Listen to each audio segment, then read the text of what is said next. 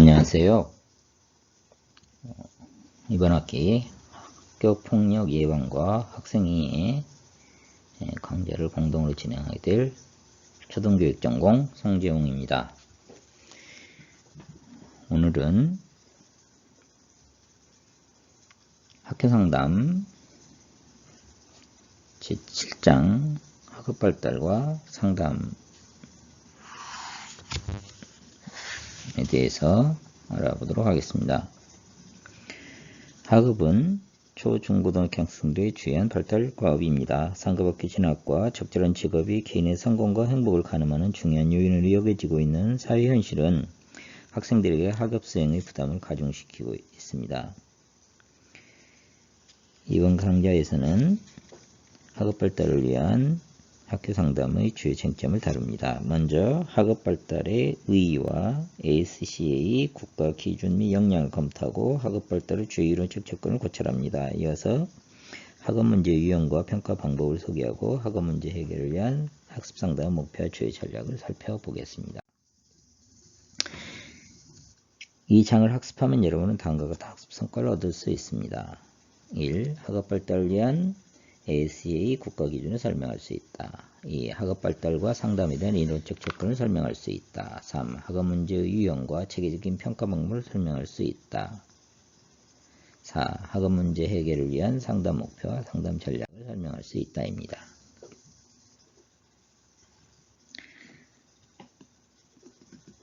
종합적인 학교 상담 프로그램의 궁극적 목표는 모든 학생이 학교에서 학문적으로 성공하도록 지원하여 미래 사회에 책임있는 구성원으로 성장하도록 하는 것입니다. 표준국어대사전에 의하면 학업은 공부하여 학문을 닦는 일이라고 되어 있습니다. 통상적으로 학업은 학교에서 일반 지식과 전문 지식을 배우기 위하여 공부하는 일을 일컫습니다. 학업은 학교생활 중의 활동으로 상급학교 진학, 사회 진출을 위한 취업 등 진로 문제와 밀접한 관련이 있으며 성인기 생활 전반에 커다란 영향을 미칩니다. 학업 발달은 학생을 직접 지도하는 교사만의 유일한 책임은 아닙니다.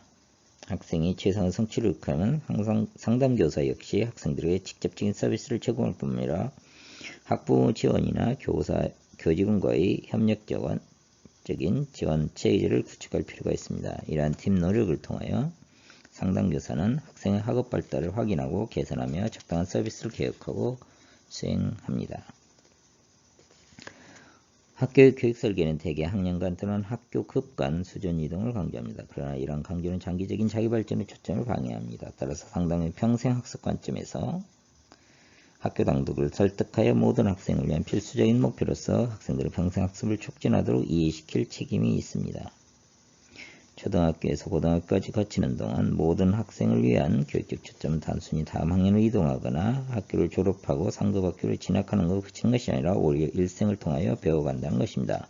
초등학교 시기는 인지적으로 구체적인 조작 능력이 형성되고 심리사회적으로는 근면성대 열등감의 자아 상태가 발달한 단계입니다. 상담교사는 학생들에게 학교 수행할 과제를 구체적으로 전달하고 직접적인 계획과 한점 서비스를 통하여 그들이 과제를 해결하고 성취감을 경험할 수 있도록 바람직한 공부 습관을 길러줘야 합니다. 또한 학습장애, 자폐 스펙트럼 장애, ADHD 등과 같이 발달적 장애가 있는 학생들의 경우 이와 같은 문제 증상에 대한 정확한 평가와 효과적인 개입 전략을 제시할 수 있어야 합니다.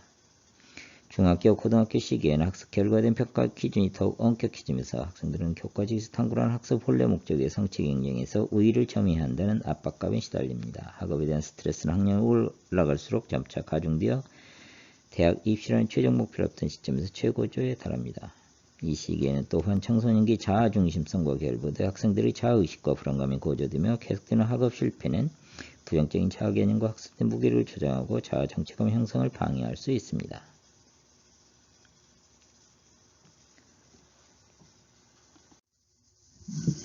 종합적인 학교 상담 프로그램의 1차적인 목표는 모든 학생이 학교에서 학문적으로 성공하여 지원하는 것입니다. 이를 위해서 미국 상담교사협회는 모든 학생의 학업 발달에 대한 국가 기준과 핵심 역량을 구체적인 지표와 함께 제시하고 있습니다. 그것은 학생 각자의 학습 능력을 지원하고 극대화하는 전략과 활동을 수행할 수 있도록 지침을 제공합니다. 이러한 학습 능력은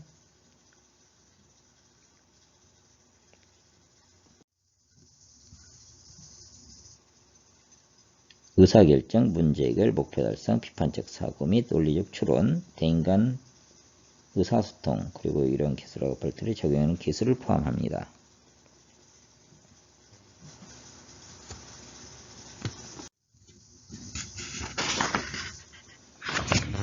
구체적인 기준과 역량은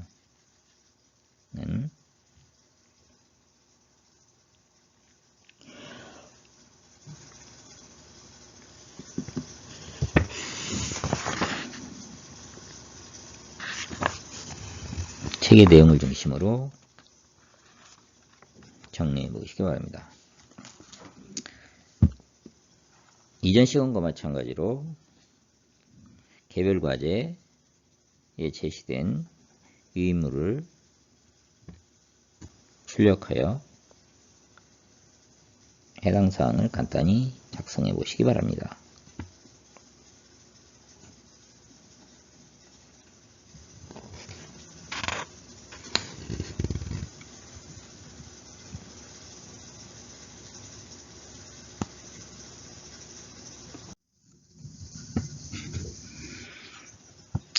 학업 발달에 대한 여러가지 왼쪽 관점에 대해서 살펴보도록 하겠습니다. 먼저 행동주의 관점입니다. 행동주의자는 관찰 가능한 행동의 변화에 집중하고 있으며 학습이란 자극과 반응의 연합 결과라고 주장합니다. 학습에 관한 초기 연구는 반사행동과 자극의 연합에 미치는 영향에 집중하였습니다. 파블로브는 고전적 조건화 원리를 제안하였는데 이 원리에 따르면 중립자극은 생리적 반사행동을 일으키는 무조건 자극의 연합을 통해 조건화된 반응을 유발할 수 있게 됩니다. 파블로브는 핵심적인 학습 원리로 중립자극과 무조건 자극의 시간적 근접성에 기초한 시간의 법칙을 강조하였고 유기체가 반복적인 경험을 통해서 다양한 자극에 상이한 반응 또는 유사한 반응을 할 수 있다고 설명하였습니다. 다른 학자는 육체의 방출 행동에 초점을 맞춰 조작적 조건화 원리를 제안하였습니다. 손다이크는 현재 행동의 결과가 미래의 행동의 선택에 결정적이라고 하는 효과의 법칙을 강조하였으며 스키너는 행동과 후속자의 관계에 관한 연구를 계속하여 강화 이론, 즉 강화 벌이 행동을 결정한다고 주장했습니다. 강화는 행동의 발생 빈도를 증가시키는 반면 벌은 그것을 감소시킵니다. 조작적 조건에서는 반응 행동과 후속자의 유관성을 더 강조합니다. 스키너는 다양한 강의 계획을 설명하고 행동 조형 상표제도 용합 같은 체계적인 행동 수정 전략을 제안하였습니다.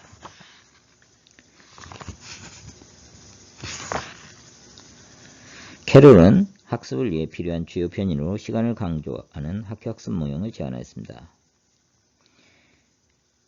그에 따르면 학습 결과란 학습에 필요한 시간의 양에 대비하여 학습에 실제 투입한 시간의 양의 함수로 공식화할 수 있습니다. 투입한 시간은 학습 기회와 지속성에 의존하고 필요한 시간은 적성, 이해 능력, 교수 질에 따라 달라질 수 있습니다. 블룸은 학교학습을 확장하여 완전 학습 이론을 제안하고 학생 특성, 교수, 학습 성과를 세 가지 기본 편인으로 제시하였습니다. 학생 특성은 다시 인지적 투입변과 정의적 투입변으로 구분됩니다. 전자는 특정 학습 과제를 수행하기 필요한 사전 지식과 기초 학습 기술의 숙달을 포함하며 후자는 학습 동기와 학교 상황에 의해 가족적 및 사회적 요소를 포함합니다. 교수질은 중요한 교수 변인으로 단서, 참여, 강화, 피드백, 교정 등에 의해 좌우됩니다. 학습 성과는 성취의 형태와 수준, 학습 속도, 정서적 결과 등으로 평가됩니다. 블룸은 학습 성과가 학생 특성보다 교수질과 더 밀접하게 관계되어 있다고 제안하고 적당한 시간과 적절한 교수가 주어진다면 대부분 학생의 안전학습에 도달할 수 있다고 주장하였습니다. 행동주의 관점에서 보면 학습자가 학습에 필요한 만큼 실제로 시간을 투자하면 되거나 완전 학습에 도달할 수 있습니다. 따라서 학습자는 단지 빨리 배우는 학습자와 느리게 배우는 학습자가 있을 뿐입니다. 개인의 학습 능력의 시간의 함수이며 가르치는 방법과 공부 시간을 개인의 요구에 적절하게 맞춰주기만 하면 누구나 일정한 성적을 거둘 수 있습니다. 이러한 관점은 인지학습 관점과 자기조작학습 관점에 의해 더욱 확장됩니다. 그러나 학습장애와 같이 학습을 심각하게 저하하는 부가적인 요인은 학습을 위해 필요로 하는 시간을 급격히 증가시키며 그러한 시간이 지나치게 증가하면 정상적인 학습 과정에서 학습을 이루기 어려운 일탈 학습자가 되기 쉽습니다. 따라서 학습장애로 진단되거나 추정된 여러 문제로 인하여 학습 부진 집단 중에서 매우 낮은 성취를 보이는 학생은 학습 시간을 많이 필요로 하는 특수 대상자로 볼 수 있습니다. 행동주의 학습이나 가장 큰 매력은 잘못 형성된 습관을 취해 학습을 통해서 더 바람직한 행동으로 변화시킬 수 있다는 것입니다.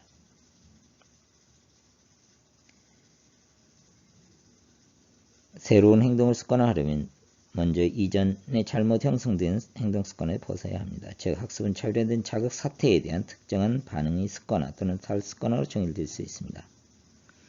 이론에서는 특히 자극의 차별화와 유관성에 기초한 지속적인 강화가 중요합니다. 자극의 차별화는 복잡한 학습 과제를 단순하고 구체적인 자극으로 세분화하는 것입니다. 이러한 발상은 교육 목표 분류학이나 학습 과제 분석으로 발전하게 됩니다.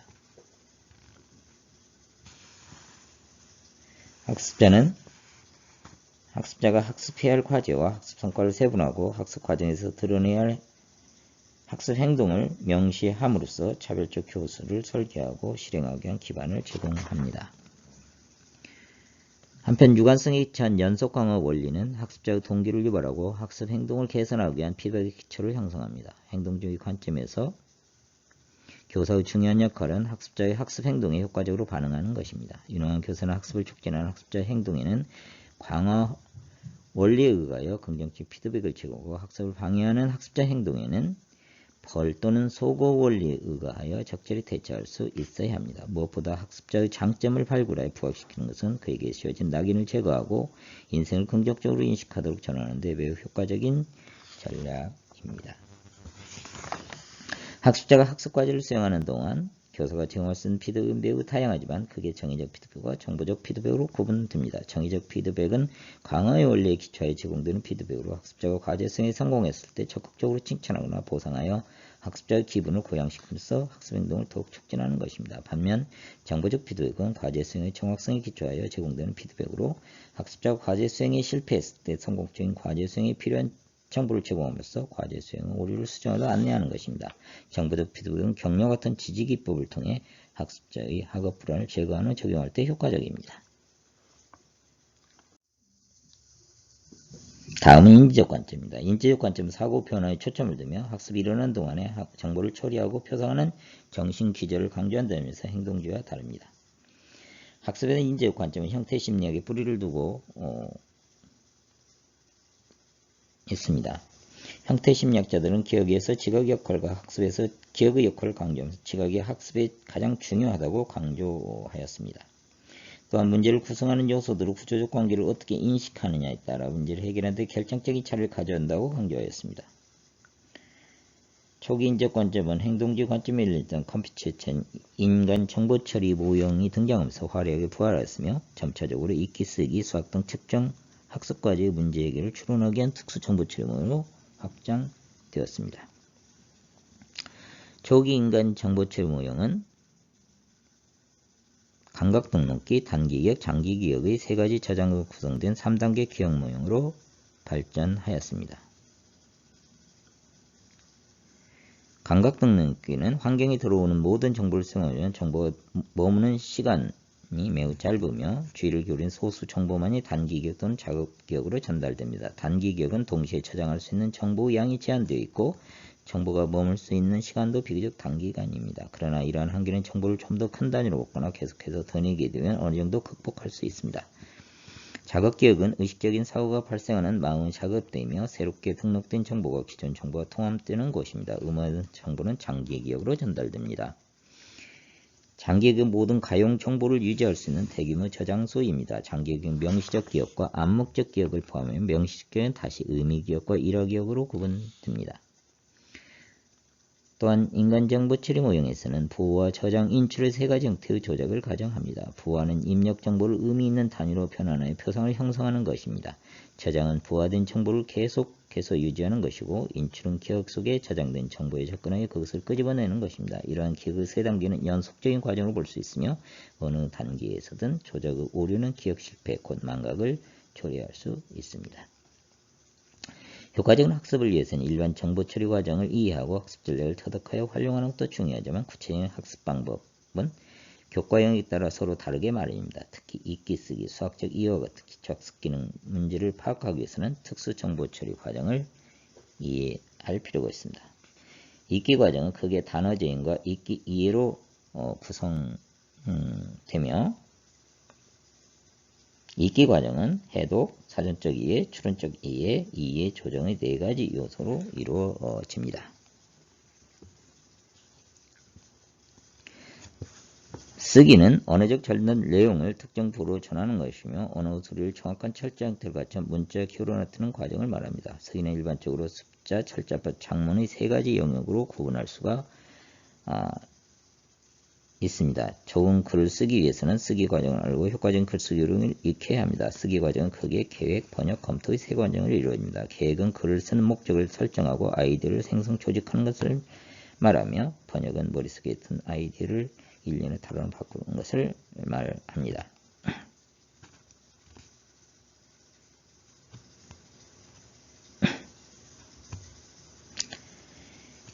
끝으로 번역은 머릿속에 든 아이디어를 일련의 단어로 바꾸는 것을 말합니다. 끝으로 검토는 이미 글로 쓴 것을 평가하고 수정하는 것을 말합니다. 쓰기는 말하기보다 덜 복잡한 문법적 구조와 명확한 문단 설정과 관계라는 형식을 갖춰야 합니다. 수학은 계산 능력과 문제 해결 능력의 두 가지 요소로 구성됩니다.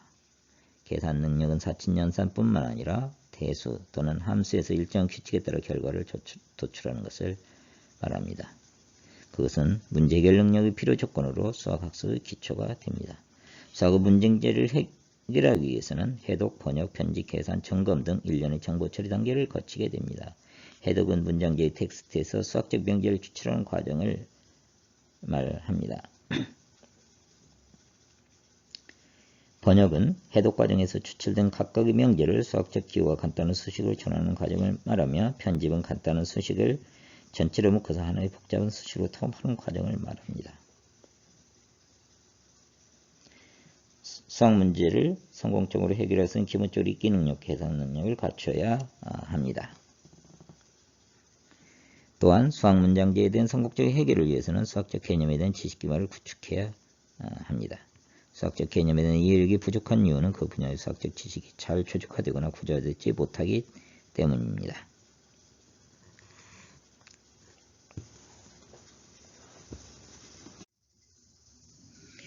어떤 과제를 학습하고 기억할 때 학생은 의도적으로 어떤 전략을 사용하여 자신의 생각과 학습을 어느 정도 통제할 수 있습니다. 초인지는 사고에 대한 사고, 즉 자신의 사고 과정에 관해서 지니고 있는 지식을 말합니다. 그것은 인지지식과 인지조절을 포함합니다. 인지지식은 자신의 기억과 사고 과정에 관해서 알고 있는 것이고, 인지조절은 자신의 인지 과정을 통제하는 방법을 말합니다. 학습 전략은 학습자가 새로운 정보를 선택하고 획득하고 조직해서 저장하는 방식에 영향을 미치는 재반 정식적 조작 활동을 말합니다. 학습 전략은 보통 공부 방법, 공부 기술, 학습 기술 등과 혼용되기도 하지만, 넓은 의미로 인지 전략 외에 정의적 전략, 동기화 전략, 학습 유지 전략 등 낮은 수준에서 매우 높은 수준의 있는 정보 처리 활동을 모두 포함하기도 합니다. 메키치, 핀트리치, 린은 학습 전략을 인지 전략, 초인지 전략, 자원 관리 전략 으로 구분하였습니다. 일지 전략은 시연, 정교와 조직하던 정보를 보호하여 저장하고 인출하는 데 사용되는 기억술과 읽기 요령이나 노트 정리 같은 체계적인 학습 전략을 포함합니다. 초인지 전략은 계획, 점검, 조절 등 전반적인 인지 과정을 인식하고 조정을 통제하는 전략입니다.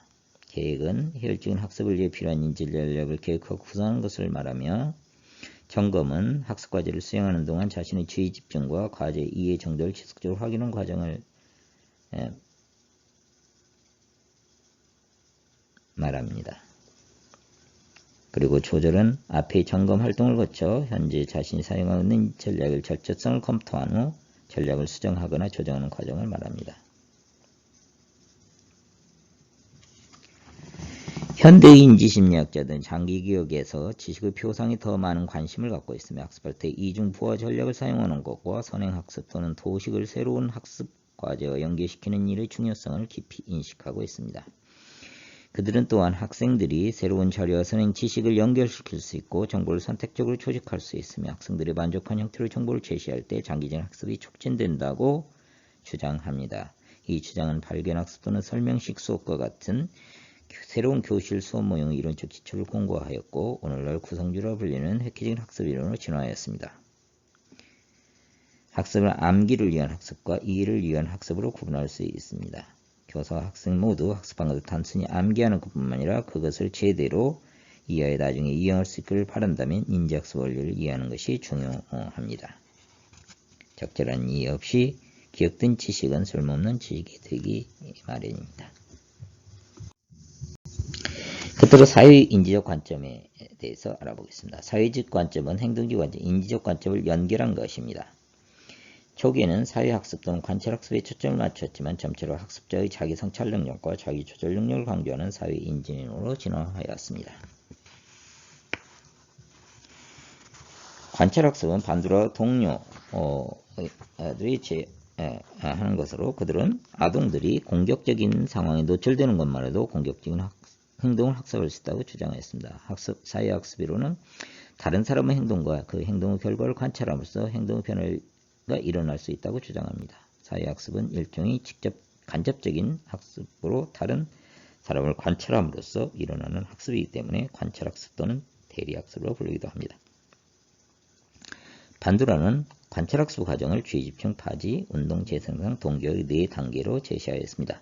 주의집중은 모델의 행동에 능동적으로 주의를 기울이는 단계를 말하며 이는 모델의 특수성, 행동의 유인과 개인의 자신감과 같은 성격 특성에 의해 영향을 받습니다. 파지는 관찰된 행동이 기억 속에 유지되는 단계로 관찰된 내용은 심상적 방법, 언어적 방법에 의해 상징적인 기호 형태로 저장이 됩니다. 운동 재생산은 학습된 것이 수행으로 나타난 것을 말합니다. 인간은 인지로 많은 것을 학습할 수 있지만 그 모든 행동으로 변환하지는 않습니다.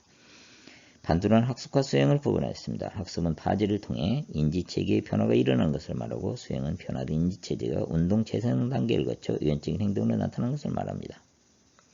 모방을 하려는 행동을 파지하는 것만은 불충분하며 그것을 실제 행동으로 옮겨봄으로써 학습 효과를 높일 수 있습니다. 동기화는 강화를 통해서 행동의 동기를 높여주는 단계를 말합니다. 관찰을 통해 학습된 행동은 관화를 했을 때 지속적으로 유지되지만 관심을 끌지 못하거나 벌을 받는다면 사라질 것입니다. 반두라는 교실 사태에서 대리 강화 또는 대리 처벌과 같은 전략이 어떻게 다른 학생의 행동에 영향을 미칠 수 있는지 설명하고 학생들이 자신의 수행에 대한 기대를 갖고 스스로 강화하는 것을 배워야 한다고 제안하였습니다.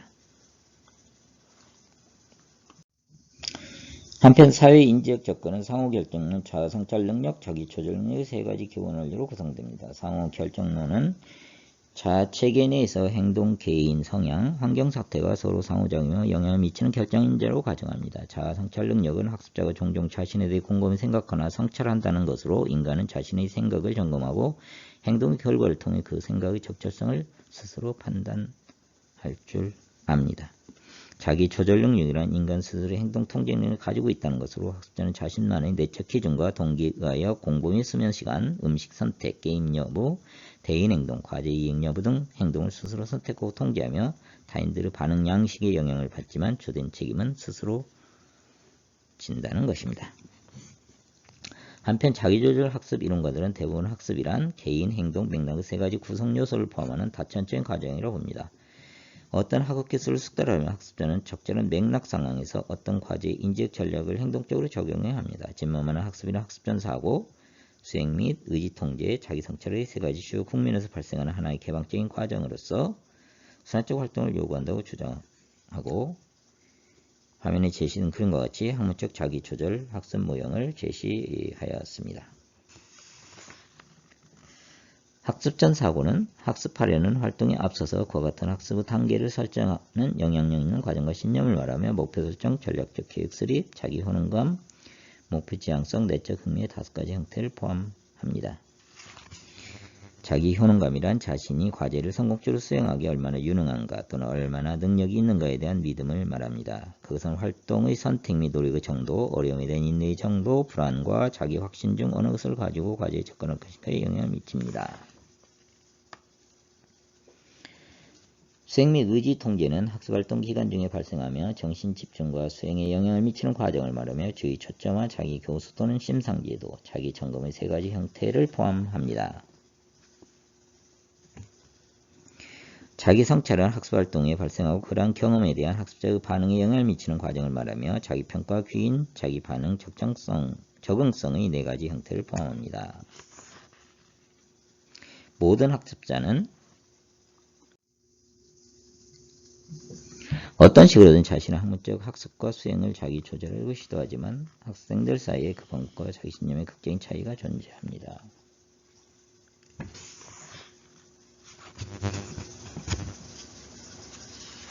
동기는 목표를 향해 행동을 유발하고 방향을 제시하는 힘을 말합니다. 통상적인 의미로 동기는 무엇을 행하게 하고 계속하게 하며 어디로 가려고 하는지를 결정합니다.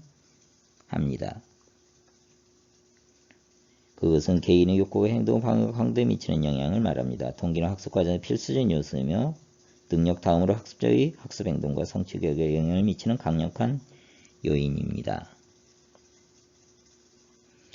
유능한 교사는 수업 전에 학생의 학습 동기를 촉진시켜야 하고 그것을 어떻게 지지할 것인지를 결정해야 합니다. 또한 유능한 교사는 성차 또는 집단에 따라 동기를 부여하는 방법을 다르게 사용할 수 있으며 고실 목표 달성을 위해 학생들이 함께 노력하는 협동학습 구조를 정하는 데 심혈을 기울여야 합니다.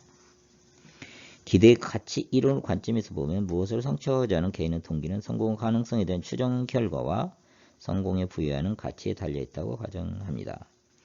동기는 성공 가능성이 적절한 수준으로 최대가 됩니다.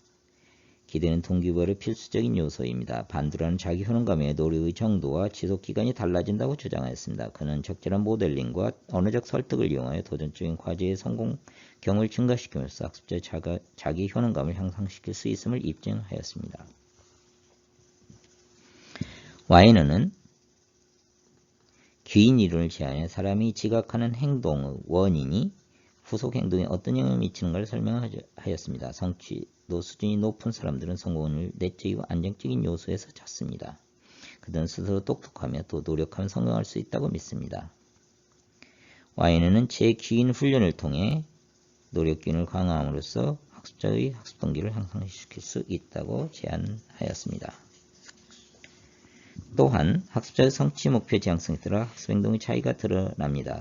특히 숙달 목표 지향성이 강한 학습자는 배우는 기술에서 능력을 얻는 것을 공부 목표로 삼고 도전적인 과제를 선택하고 능동적이고 지속적인 학습 행동을 나타내는 경향이 있습니다.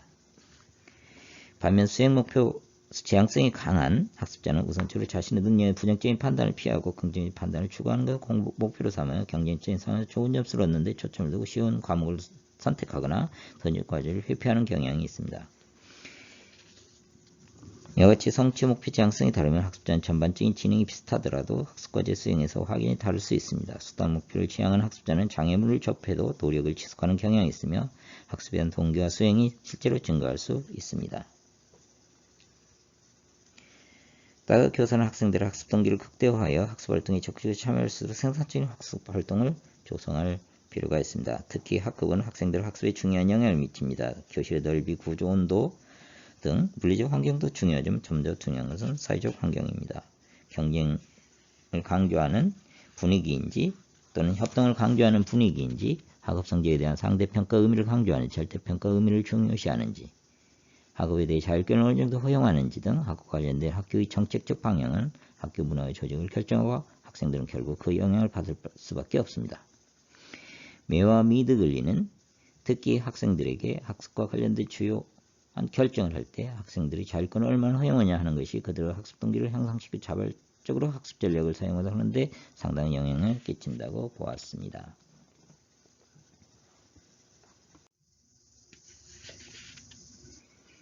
잠시 시간을 갖고 아래 퀴즈를 과제의 해당란에 작성하시기 바랍니다. 1. 행동주의 관점에서 학습을 정의하고 완전학습을 성취하기 위해서 필요한 조건을 간단히 설명하시오. 2. 인지적 관점에서 학습을 정의하고 효과적인 학습을 개발해야 할 체계적인 전략을 간단히 설명하시오. 3. 사회인적 관점에서 학습을 정의하고 유능한 자기주도 학습자가 되기 위해서 갖춰야 할 조건을 간단히 설명하시오입니다.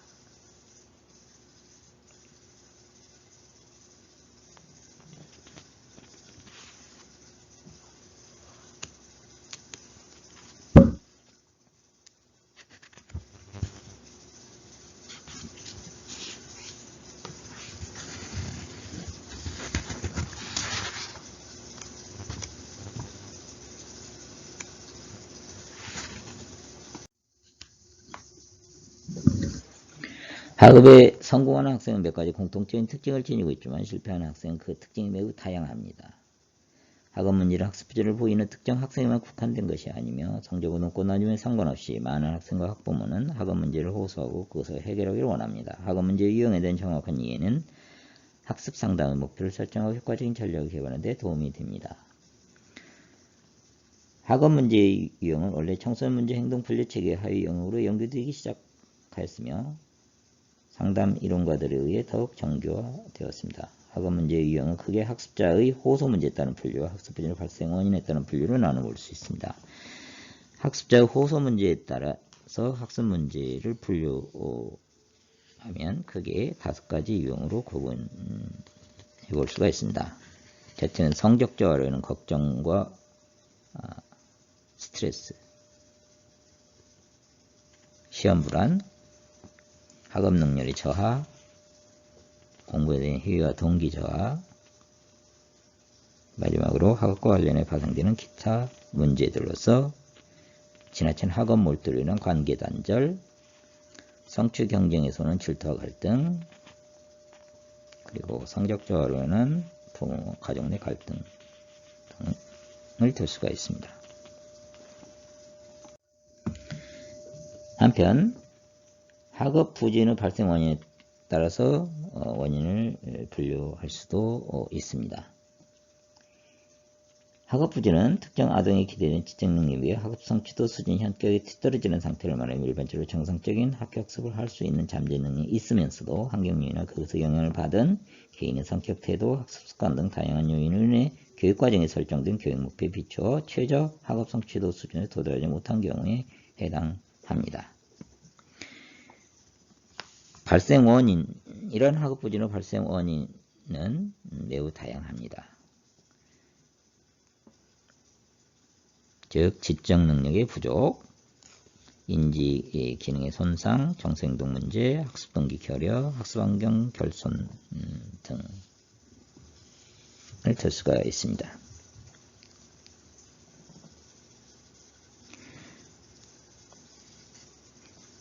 낮은 지적능력 학업 부진의 주된 원인입니다. 이처럼 지적능력 저하로 인하여 학업 상태가 지쳐지는 상태를 학습 지진이라고 일컫습니다.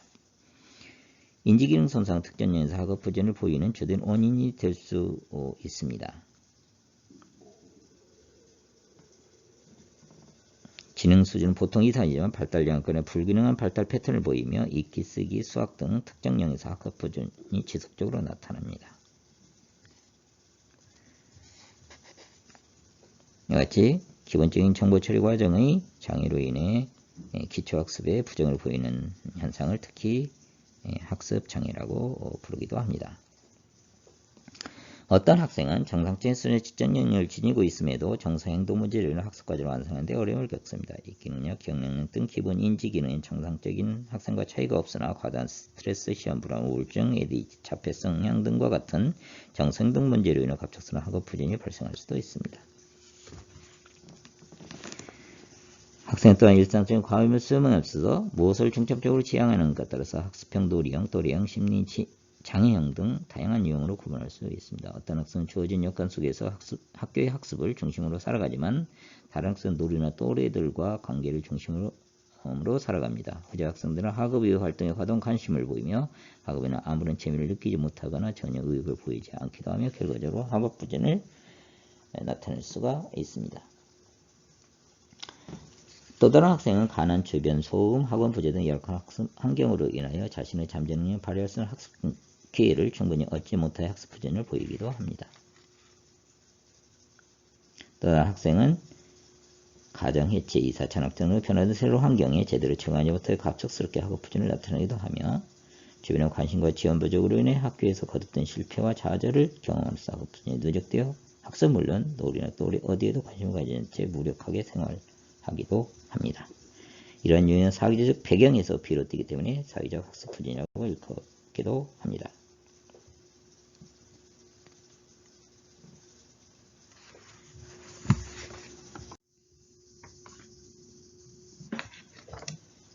학업 문제에 대해 상담을 효과적으로 진행하려면 문제의 원인을 체계적으로 평가하고 진단해야 합니다. 학생의 지적 수행과 관련된 심리 문제를 평가할 때에는 체계적인 면담, 질문지, 심리검사 등을 이용하여 면밀한 관찰과 객관적인 평가가 요구됩니다.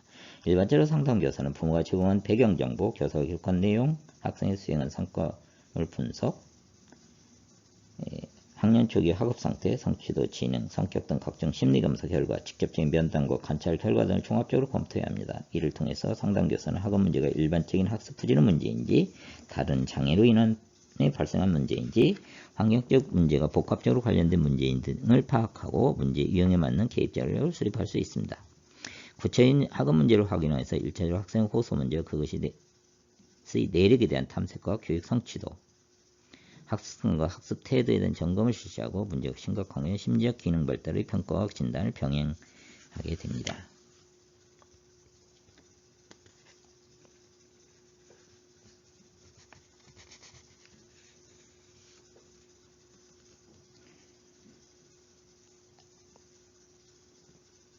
학생 호소 문제와 그 내력을 탐색할 때에는 특히 두 가지 사항을 유념해야 합니다. 가정생활 및 학교생활과 관련해서 평소와 다르게 행동하는 이상 전조를 살핍니다. 가령 수다를 떨던 학생이 말이 없어지거나 얌전한 학생이 갑자기 짜증을 부릴 수도 있습니다. 둘째, 학생이 불편을 호소하는 심리적 문제를 관심을 기울이고 그 내력을 탐색합니다. 그에게 불편을 느끼게 하는 구체적인 사건이 무엇인지를 찾아내고 그 사건과 연합된 느낌과 생각을 명료합니다. 그 학생이 어떤 낙인이 씌워져 있는가를 함께 살펴봅니다. 학생 호소문제와 내력을 탐색하고 나면 심리평가, 행동 관찰을 통해 교육 성취도 학습 습관을 점검하게 됩니다. 교육 성취도 평가에서는 수행 성과물을 분석하나 과거 학업 상태를 참고하기 위해서 쓰기, 수학, 작품 등 산출 자료는 물론 유치원에서 초등학교 저학년의 성취도 등을 통해 전반적인 지적 상태를 파악합니다. 주요 학업 문제는 기초학습 기능의 불완전한 숙달, 사실 지식을 습득하는 데 어려움을 보이거나 과제 완성 어려움, 그리고 개념과 원리 이해가 부족하거나 과제에 대한 체계적으로 접근하지 못하고 과제 수행의 양과 속도가 미흡한 것 등을 들 수가 있습니다. 학생의 지적 수행에 이러한 문제점이 두드러지게 나타나면 상담교사는 학생의 학습 프로필을 좀 더 상세히 파악해 체크리스트를 활용할 수도 있습니다.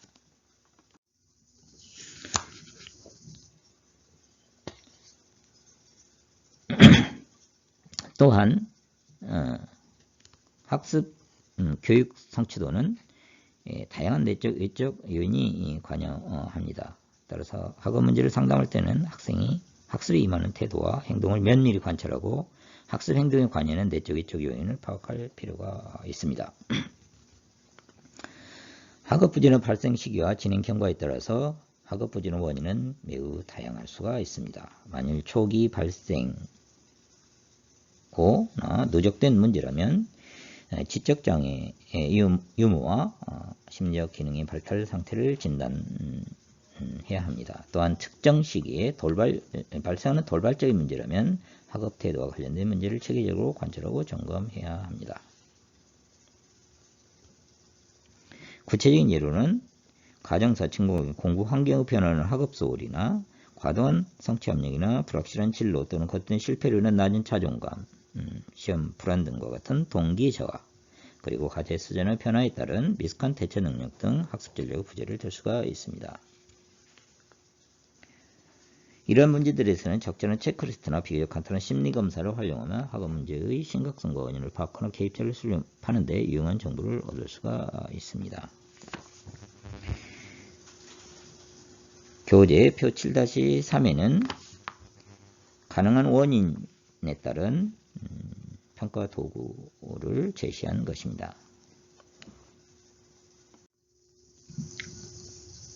학생의 혼소 문제에 대한 내역을 탐색하고 교육 성취도 및 학습 태도에 대한 관한 자료를 검토하는 일을 통해서 그에게 씌워진 부정적인 평판이나 낙인을 확인하고 미처 부각되지 않은 강점을 찾아내어 학생의 복합적인 특성에 대한 이해를 촉진할 수가 있습니다. 그러나 학생이 지적성이 드러나는 약점 원인을 구체적으로 이해하기 위해서는 그러한 지적성에 연관된 심리학 과정을 이해하는 노력이 뒤따라야 합니다.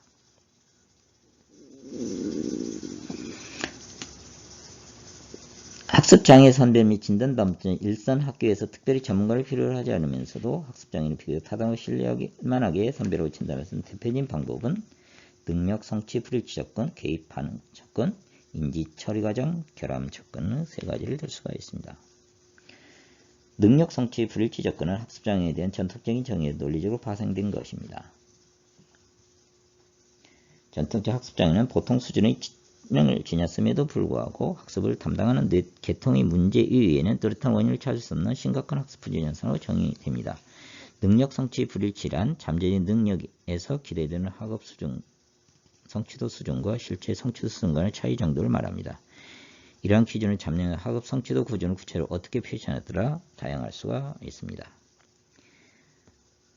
하나의 방식은 또래들로부터 지체형과 학년 수준으로 표시하는 것입니다. 보통 1.5학년 또는 2학년에서 2.5학년 이상의 차이를 기준으로 합니다. 두 번째 방식은 표준 점수에 근거해서 잠재적 현재 성취 수준의 불일치를 비교하는 것입니다.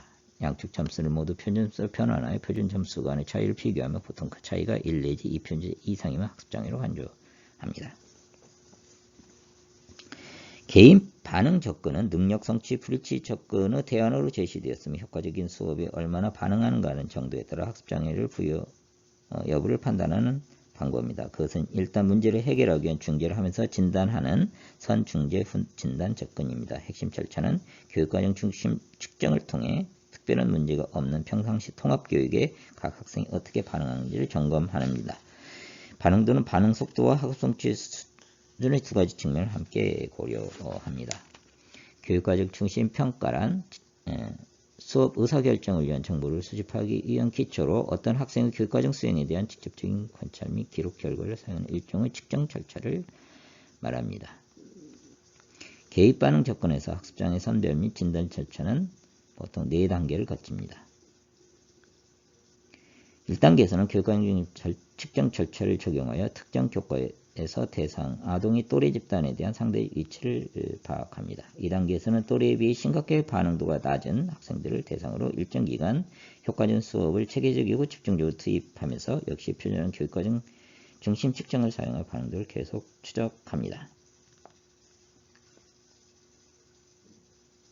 2단계에서 동등한 지적 능력을 소유한 또래들에 비해서 효과적인 수업에 반응한 정도가 심각하게 낮을 경우 이를 잠재적 학습장애로 규정합니다. 3단계에서는 심각하게 학습 부진을 보인 아동 중에서 학습장애 제외 증거에 해당하는 아동을 제외시킵니다. 학습장애 제외 증거는 불충분한 교육으로 인한 학습 부진, 감각적 결손에 인한 학습 부진, 학습에 부정적인 영향을 미칠 사회 정서적 어려움, 미세한 뇌 기능 장애, 결함, 이 학습과 관련된 심각한 수준의 신경학적 문제 등입니다. 학습장애 제외 증거에 해당하지 않는 아동은 제4단계 임상적 진단평가의 과정을 거칩니다. 그리고 그 결과에 따라 또래 아동과 비교해서 수행 수준이 유의미하게 낮은 아동은 특정 교과 학습장애 아동 또는 특정 학습기능 장애 아동으로 분류됩니다.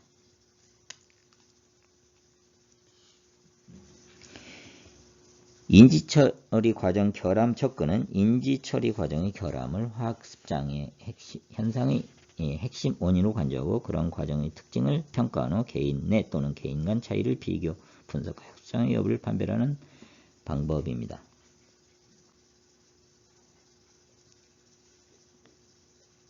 인지처리 과정 결함 접근은 인지적 처리 과정 변이나 해당 교과 기본학습 기능의 수행 정도를 바탕으로 개인 내 또는 개인 간 여타 기능의 수행 정도와 어떤 차이가 있는지 그리고 그러한 차이가 해당 교과의 학업 성취도 차이를 얼마나 설명하는지 등을 확인합니다. 만약 학생이 다양한 심리적 기능 어느 한 가지 이상에서 문제를 안고 있다면 그 학습 능력은 매우 제한될 수밖에 없습니다. 심리적 기능의 평가에서 빼놓을 수 없는 것이 바로 신경심리평가입니다. 신경심리평가는 기억력을 비롯하여 여러 기능이 정상적으로 발달하고 있는지 확인하는 과정입니다. 평가 결과는 신경심리학에 관련된 학습장애와 주의력 결핍장애를 진단하는 데 유용하며 학습 부진 학생의 인지 기능과 적응 한계에 대한 이해를 증진하는 데 도움이 됩니다. 지적 수행의 과정에서 심각한 어려움을 겪고 있는 학습장애 학생에게 전문적인 도움을 제공하기 위해서는 우선 신경발달 기능의 강점과 약점에 대한 정확한 밑그림을 파악하고 지적 산출을 가로막는 특별한 문제점을 찾는 것이 중요합니다. 레비는 학습장애 학생이 지적 과제에서 드러나는 문제점과 관련된 신경발달 기능의 평가 영역을 운동기능, 언어기능, 기억기능, 주의조절기능, 고등사고기능, 순서정량기능, 공간정량기능, 그리고 사회적 사고기능의 8가지 영역으로 나누어 구체적인 평가 요소를 제시하였습니다.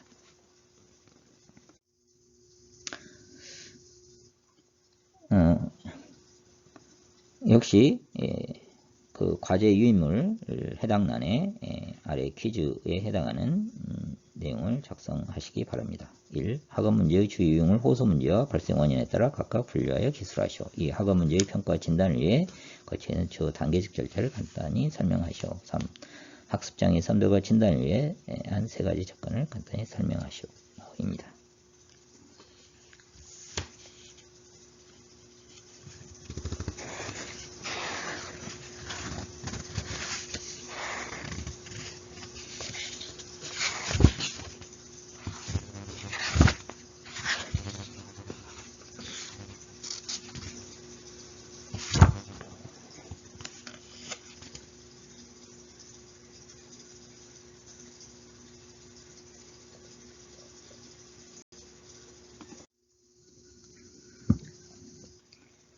학습 상담의 궁극적인 목적은 학생들의 학습 성취를 향상시키는 것입니다.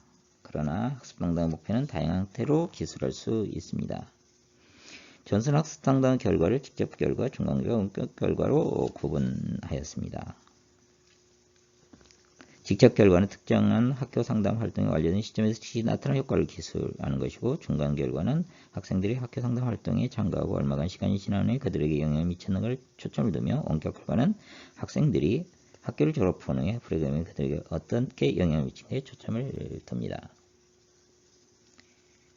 예를 들면 학업 능력 향상을 위해 공부 기술과 자기 대화 기술을 훈련하여 시험 성적과 자기 효능감이 향상되었고, 전국 학력평가에서 우수한 성적이 기대된다면 2가지 기술의 수행은 직접 결과이고, 시험 성적과 자기 효능감 향상은 중간 결과이며, 전국 학력평가의 향상은 원격 결과입니다.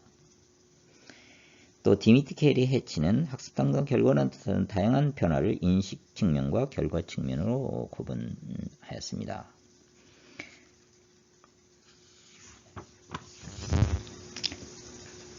학습 상담의 목표는 인식 측면의 지식, 기술, 태도 등 학습 역량을 향상시키는 것이고, 결과 측면에서는 성취 관련 행동을 개선하여 장단기 학업 성취를 향상시키는 것입니다. 이재규는 학습 상담의 목표를 최종 목표, 과정 목표로 구분하였습니다. 최종 목표는 성취도 향상시키기 위한 것이며, 과정 목표는 이 성취도 향상에 미치는 개인 및 환경적 요인을 변화시키기 위한 것을 말합니다. 학습 부진은 기초학습 또는 선수학습의 결핍으로 인해 학습 내용의 부족뿐만 아니라 학습 전략, 주의 집중 전략, 학습 동기, 사회적 기술, 시험 불안 등 학습 과정에 연루된 개인적 특성이 결함에서 일어나는 경우가 많습니다. 따라서 학습 부진 학생에 대한 효과적인 지도 방안을 수립하기 위해서는 이런 결함 요인을 확인하여 적절한 개입 전략을 마련해야 합니다.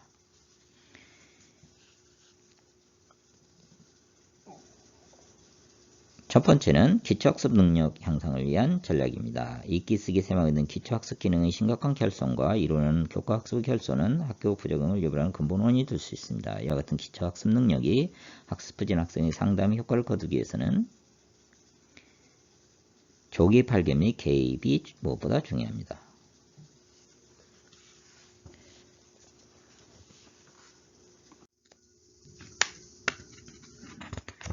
두 번째는 학습 전략을 개선하는 것입니다. 학습 전략 부족으로 인해 학습 부진을 보이는 학생을 돕기 위한 개입 전략은 인지 전략, 초인지 향상을 위한 개입과 자원 관리 능력 향상을 위한 개입으로 살펴볼 수가 있습니다. 인지 전략 및 초인지 향상을 위한 전략은 노트 정리, 밑줄 긋기, 요약하기, 개요 작성하기, 개념도 작성, 읽기, 요령 등 매우 다양합니다. 공적 유능한 전략 실행자 또는 자기 독자가 되도록 하는 것입니다.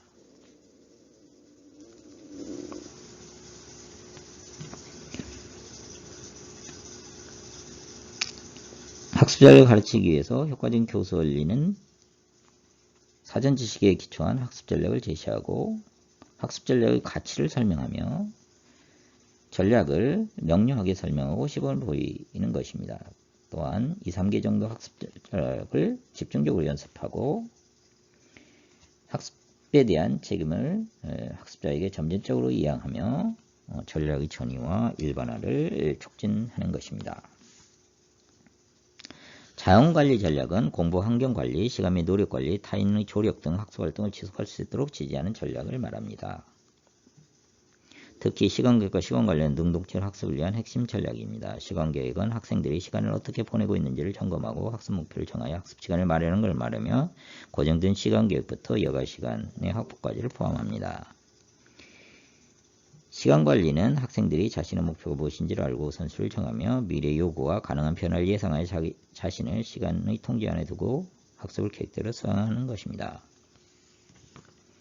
시간관리를 고려할 때는 미룸, 저항, 강박증 같은 시간 사용 습관을 점검할 필요가 있고 구체적인 시간 계획을 수립하여 실천하도록 안내하며 특히 짜투리 시간을 활용하는 방법 등을 개발할 필요가 있습니다.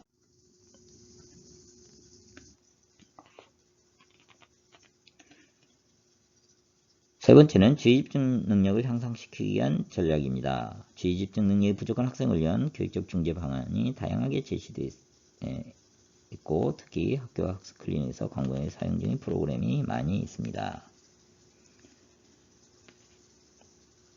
주의집중 능력 부족으로 인해 학습 부진을 나타내는 학생은 인지적, 정서적, 행동적 측면에서 환경적 원인을 분석하여 그에 알맞는 개입전을 강구할 필요가 있습니다. 학습 환경을 개선하여 자극을 단순하게 하는 전략과 자기 통제력을 향상시켜 주의 집중력을 높이는 전략을 알아보고 주의 집중력을 높이는 강화 전략 등이 해당됩니다. 또한 학습 전략을 개선하거나 학습을 향상시키는 전략도 주의 집중력을 높이는 데 효과가 있습니다.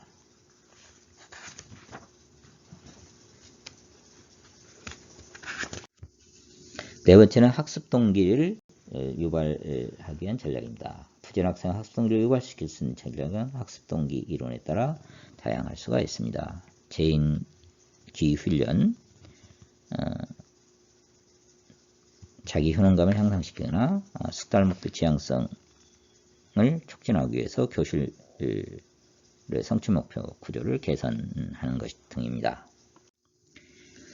마지막으로 학습 당대추 전략으로 시험 불안 극복을 위한 체계적인 지원을 줄 수가 있습니다.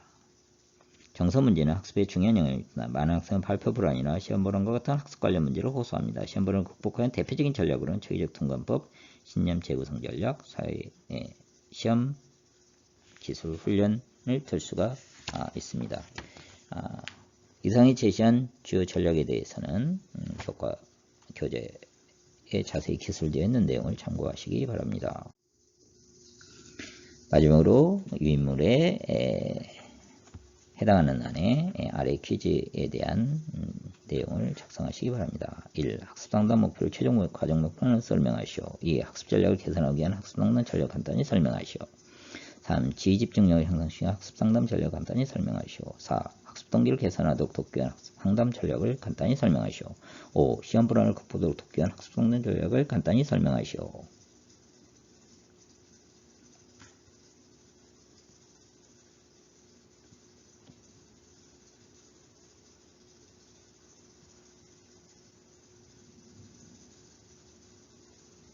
이상으로 학업 발달과 상담에 대한 강의를 모두 마치겠습니다. 감사합니다. 수고하셨습니다.